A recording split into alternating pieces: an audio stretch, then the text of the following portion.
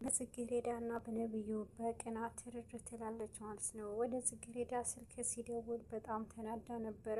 እንግዲህ ጽጌሬዳን ፈልጎ ነበረ ነብዩም ስልክ የደወለላት፣ ግን ደግሞ ፌቨንም በጣም በንዴት ነበረ። ደግሞ ለምን ይደውልሻል አምጪ በል ብላ በገዛ ስልኳ እንግዲህ ትነጥቃታለች። የቅናት መንፈስ ይዟት ነበረ። እንግዲህ ጽጌሬዳን በቤቷ ናት በማለት አክብራት ነበረ።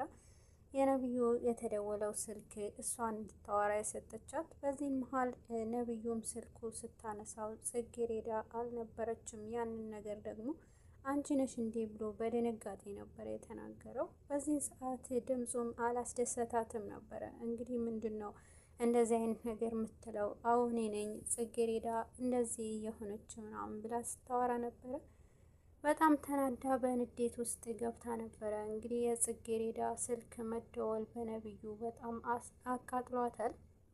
ነብዩና ጽጌሬዳ በጣም እየተቀራረቡ ነው በማለት ነበረ ንድድ ብላስ ከእናቷ ጋር ሰሞኑ ያለቻትንም ነገር ለመስማማት የወሰነችው። እንግዲህ የጽጌሬዳ እናት አሁን ላይ ከአቶ መስፍን በአካል ባታያቸውም ነገር ግን ሀብታም ሰውዬ ከነሱ ጋር ግዴታ ጽጌሬዳ ማጋባት አለብሽ ብላ የፌቨንም እናት ወይዘሮ ፍቅርታ ወደ ጋሽ መስፍን ቤት ይዛ ትሄዳለች።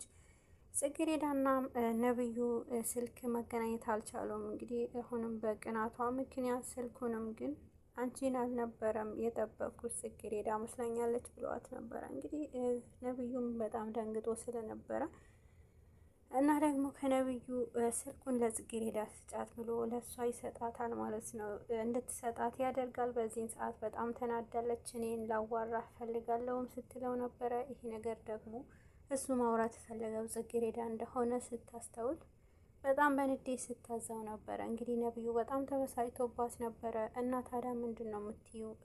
እያዘዝሽን የሆኑ ነው እያላት ነበረ። በዚህ መሀል ጽጌሬዳም ስልኩ ትሰጣታለች ማለት ነው። በመሀል ስልኩ ከሰጠቻት በኋላ ከበር ተለጥፋ እንግዲህ ወሬያቸው ስትሰማ ነበረ። ግን ደግሞ በወሬው ምንም አለመስማቷ ይበልጥ አናዷት። በመሀል ፈጠን ብላ እኔማ አልፈቅድልሽም በማለት ነበረ በንዴት ስትናገር የነበረው። ነብዩና ጽጌሬዳ አሁን ላይ ደስ የሚል ጊዜ እያሳለፉ ነው።